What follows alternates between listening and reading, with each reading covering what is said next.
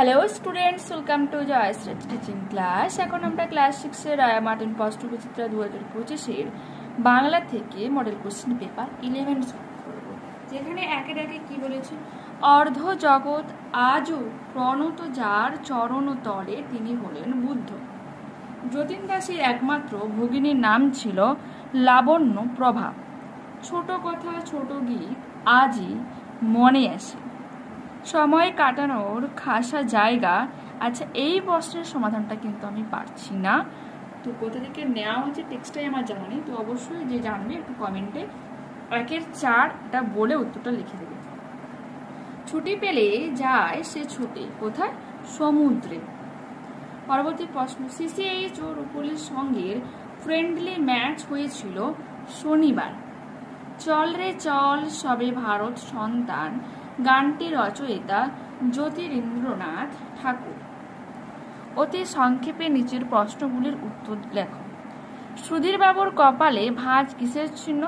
তিনি বিশেষ সন্তুষ্ট নন, এই চিহ্ন প্রকাশ করে। বিষ্টু কোন খেলায় চ্যাম্পিয়ন হয়েছিল 30 মাইল রোড রেসে? ঠিক আছে। যতীন দাস বিপ্লবের জন্য কার পায়ে সব উজাড় করে দিয়েছিলেন? সুভাষচন্দ্র বসুর পায়ে। মোর মুখপানে চায় করুণ নয়নে, কারা চায় দুঃখ ও সুখ। কার কণ্ঠে মধুর টান উঠেছিল? নদিয়ানন্দন নিমায় অর্থাৎ শ্রী চৈতন্য দেবের কণ্ঠে মধুর টান উঠেছিল। কিশোর বিজ্ঞানী কবিতায় উল্লেখিত কিশোরটি আসলে কে? Sir Isaac Newton. পরবর্তী প্রশ্ন, পরীক্ষার ঘরকে কিসের খেলা বলে প্রধান শিক্ষক মহাশয় মন্তব্য করেছিলেন? চোর পুলিশের খেলা বলে মন্তব্য করেছিলেন।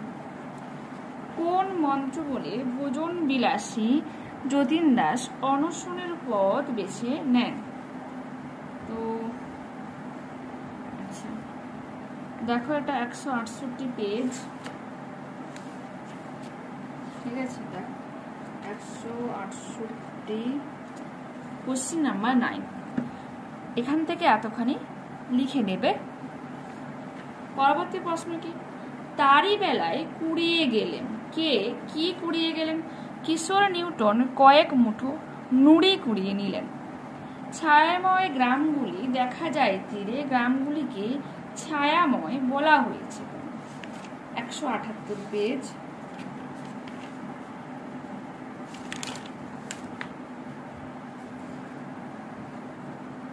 এই যে রয়েছে, নদী তীরের গ্রামগুলি শান্ত স্নিগ্ধ ছায়া সুনিবিড়ে শান্তির নেড়ে বসবাসকারী মানুষগুলোর সরল সহজ জীবনের অনুরাগে রঞ্জিত। এক কথায় বলতে গেলে কি, নদীর ধারে সবুজ গাছপালায় ভর্তি ছিল, সেজন্য ছায়াময় বলা হচ্ছে। পুরোটাই লিখে নেবে। এরপর কি বলেছে, কবি দ্বিজেন্দ্রলাল রায় দেশজননের বেশভূষা কেমন বলেছেন? 156 পেজ, কোশ্চেন নাম্বার 1। দেখো,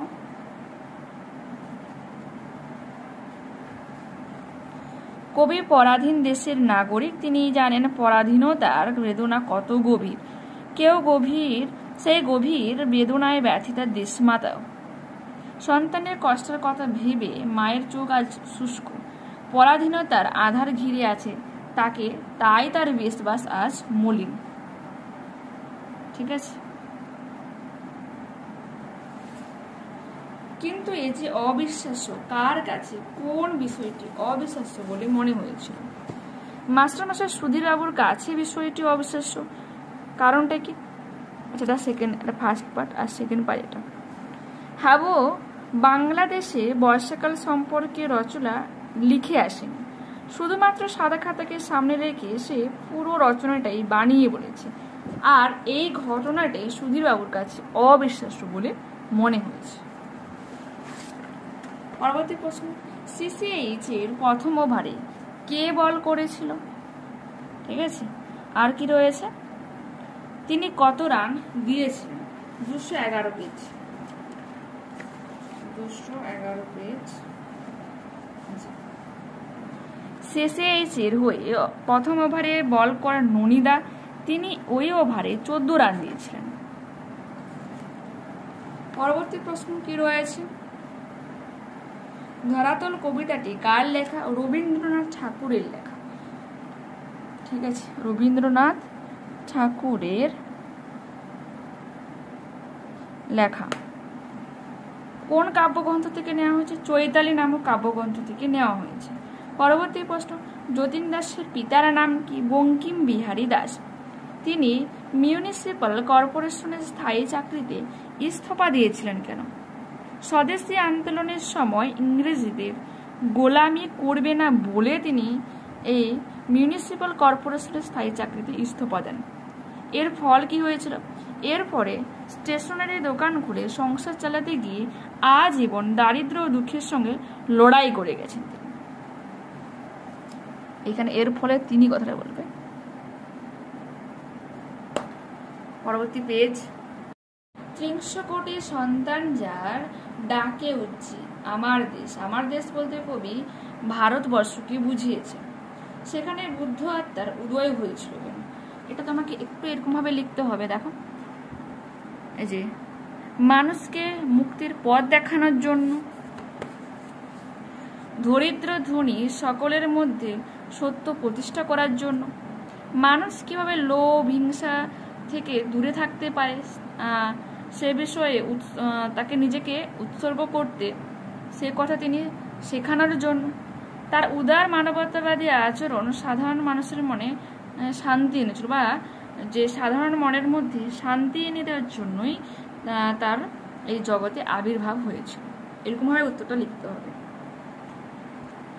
এরপর রয়েছে কি, এই দেশে মায়ের বেশ মলিন কেন? 153 পেজে যে মলিন বা রুক্ষ কেন, যেটাই করবে, কেশ রুক্ষ করবে। পরবর্তী প্রশ্ন রয়েছে, শুনছিস স্যার আবোল তাবোল। হাবু রচনা পড়াকে প্রশান্তর আবোল তাবোল মনে হয়েছে কেন? তুমি কি এর সঙ্গে একমত? 189 পেজ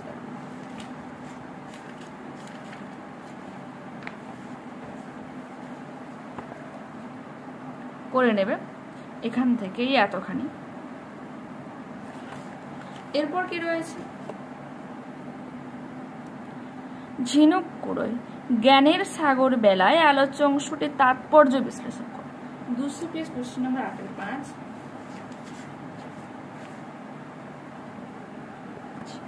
এখান থেকে এতখানি। এরপর কি রয়েছে, তিনি আলোর অভাবে আপিল করে বসলেন। তিনি কে? তার এমন আচরণের কারণ লেখো। তার এই আচরণের ফল কি হয়েছিল? 212 পেজ এটা রয়েছে।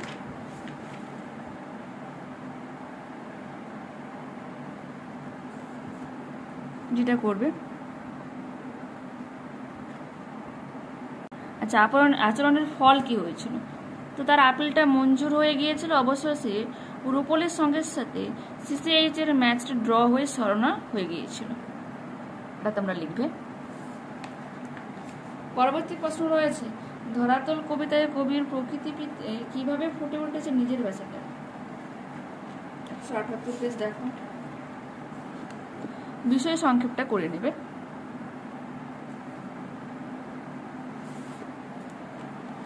বাড়ির কাজ হিসেবে সুধীরবাবু ছাত্রদের কিসের রচনা লিখে আনতে বলেছিলেন? দেখো, এটা 122 পেজ রয়েছে। 122 পেজ। আচ্ছা, সরি, 192 পেজ দেখার ভুল হলো। 192 পেজ রয়েছে। আচ্ছা, কিসের রচনা লিখে আনতে বলেছিল? বাংলাদেশে বর্ষাকাল। প্রফুল্ল রচনা পাঠ কেন পছন্দ হয়নি সুধীরবাবুর? এটাও দেখে নাও। আর ফার্স্ট বার প্রশান্ত রচনা পাঠ শুনে সুধীরবাবুর মন্তব্য, এটা এখানে রয়েছে।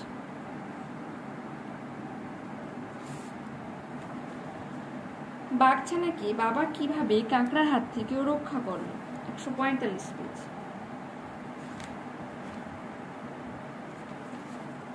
জি, ওরই পাশে রয়েছে বাঘজননী লজ্জা পেয়েছিল কেন, এটা এখানে রয়েছে,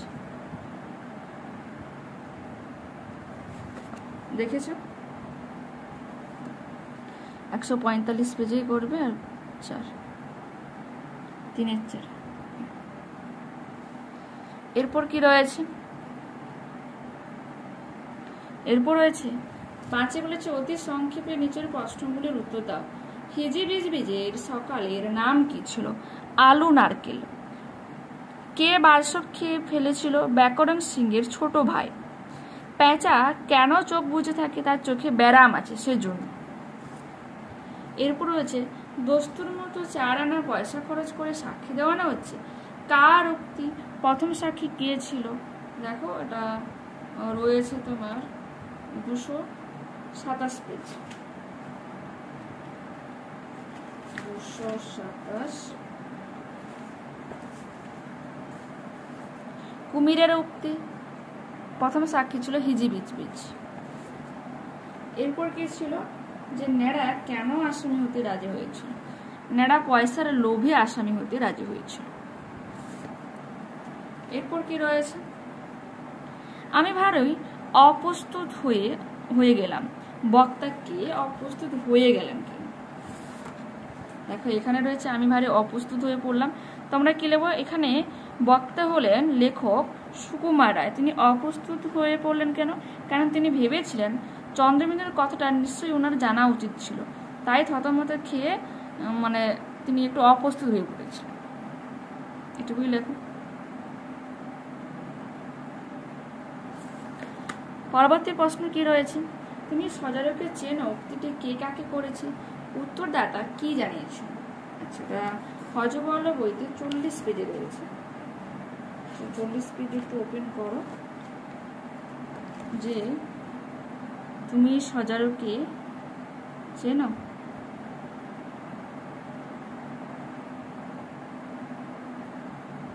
যেই রয়েছে উক্তিটি হচ্ছে শিয়ালের, ঠিক আছে, এ কথা বলেছিল।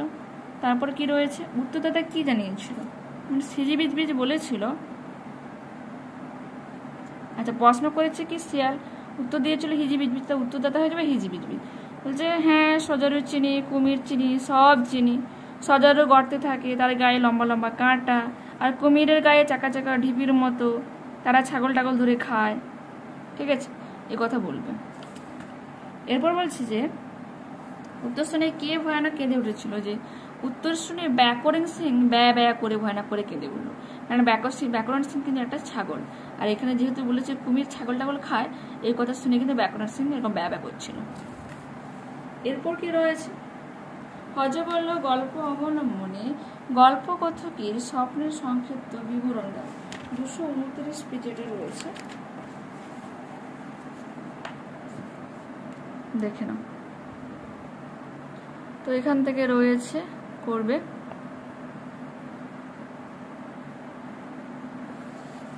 এইখানে পর্যন্ত।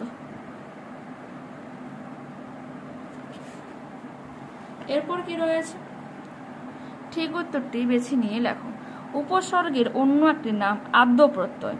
দোলা অপেক্ষা সুমিতার পরীক্ষার ফল ভালো হয়েছে হলো। এরপর কি রয়েছে? শব্দের সঙ্গে বিভক্তি যুক্ত হলে তাকে বলা হয় পদ। অর্থবিশিষ্ট বর্ণ বা বর্ণসমষ্টিকে বলে শব্দ। যে যোজক পদটি বিকল্প হিসেবে কাজ করে এটা হচ্ছে কি বরং, বাকি 3টা সংযোজনের কাজ করে। এরপর আছে পূর্ণবাচক শব্দ অপর কোন কোন নামে পরিচিত। 240 পেজে রয়েছে, ওপেন করো। 240 কোশ্চেন নাম্বার 3, এই যে পূরণবাচক বিশেষণ, ক্রমবাচক বিশেষণ, সংখ্যাবাচক শব্দ এগুলো।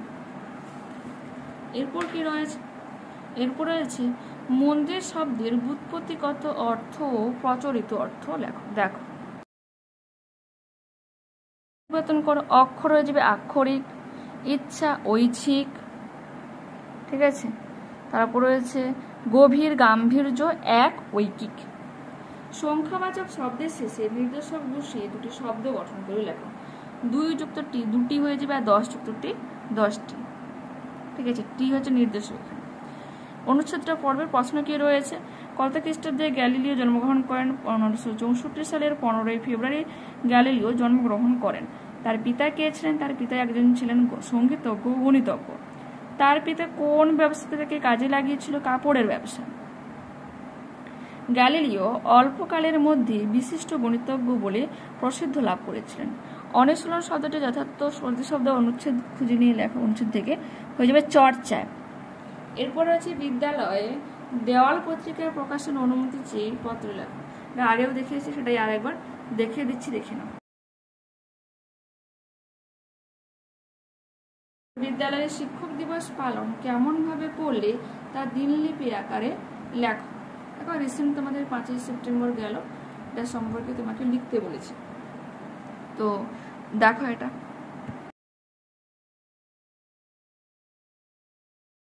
ক্লাসে দেখা হচ্ছে। তো অবশ্যই তোমরা চ্যানেলের সঙ্গে থেকো। বাই।